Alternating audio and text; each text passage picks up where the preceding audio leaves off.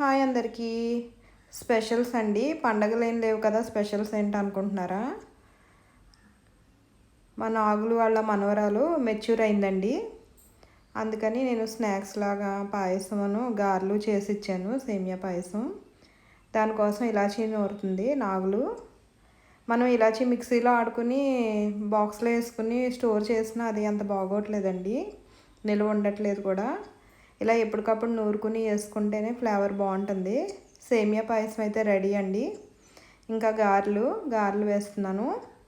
ఇలా మెచ్యూర్ అయినప్పుడు కారం వస్తువులు ఏమీ పెట్టకూడదంటండి మెచ్యూర్ అయిన పిల్లలకి. స్వీట్స్ అయితే ఏమైనా పెట్టచ్చు, అది కూడా మనం ఇంట్లో చేసుకున్నవి అయితేనే మంచిదండి. బయట అయితే వాళ్ళు ఫుడ్ కలర్స్ వేస్తారు, సోడాలు అవన్నీ వేస్తారు కదా, అవన్నీ మంచిది కాదండి. ఇప్పుడు మెచ్యూర్ అయినప్పుడు ఎంత పచ్చిని చేస్తే అంత మంచిదంటండి. కడుపు నొప్పులు, నడుము నొప్పులు రాకుండా ఉంటాయంట తర్వాత రోజుల్లోనూ. ఈ గారెల్లో అయితే చట్నీస్ అవి పెట్టకుండా బెల్లం నెయ్యి వేసి పెట్టాలండి పిల్లలకి మెచ్యూర్ అయినప్పుడు.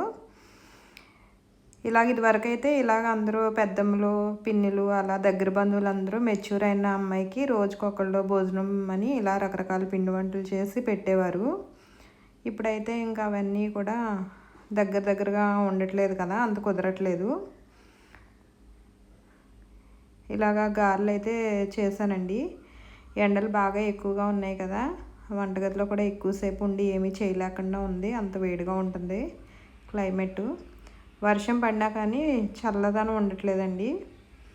ఇంకా గారెలు, సేమియా పాయసం అయితే చాలా బాగుందండి టేస్ట్.